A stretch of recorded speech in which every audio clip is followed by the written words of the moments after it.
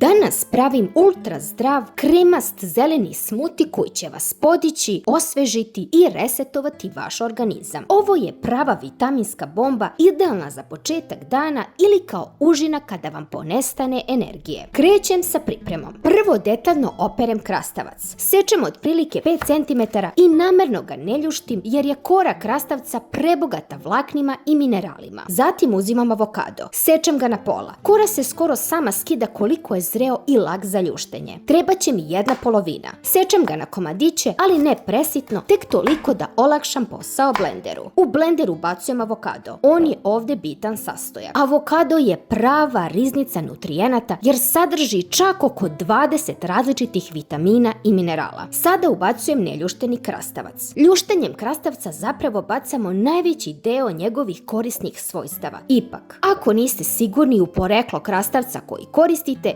ljuštenje je sigurnija opcija. Sljedeća ide jedna bogata šaka svežeg spanaća. Spanać je prava riznica zdravlja. Bogat je vitaminima K, A, C i B9 kao i mineralima gvožđem, kalcijumom, magnezijumom, manganom i kalijumom. Spanać podiže energiju i popravlja krvnu sliku. Čisti i podmlađuje kožu. Jača kosti, štiti vid i ubrzava metabolizam. I za sam kraj dodajem cimet. Praškaste sastojke uvek dodajem na samom kraju, na vrh ostalih namirnica. Ako ih sipam prve, oni će pasti na dno i zalepit će se za dno posude, pa ih blender neće maksimalno iskoristiti. Sada sve ovo prelivam bademovim mlekom. Bademovo mleko ne opterećuje stomak. Ima malo kalorija, a bogato je vitaminom E koji je fantastičan za zdravlje i sjaj naše kože. Sada zatvaram blender i pustam ga da sve ovo dobro sjedini u savršeno glatku teksturu. Dok blender radi svoj posao, pogledajte samo kako se ove moćne nijanse zelene boje spajaju. I moj moćni zeleni napitak je spreman za sipanje. Prebacujem ga u ovu moju omiljenu staklenu teglu sa ručkom. Tekstura je gusta i kremasta, a miris cimeta se širi prostorijom. Dobijete savršeno balansiran obrok koji možete popiti u hodu, a vaše telo će vam biti beskrajno zahvalno na ovolikoj količini vitamina i minerala. Ako vam se dopao ovaj brzi recept i ako želite još ovakvih zdravih ideja, obavezno lajkujte ovaj video, ostavite komentar i pretplatite se na kanal. Pozdrav i živite zdravo!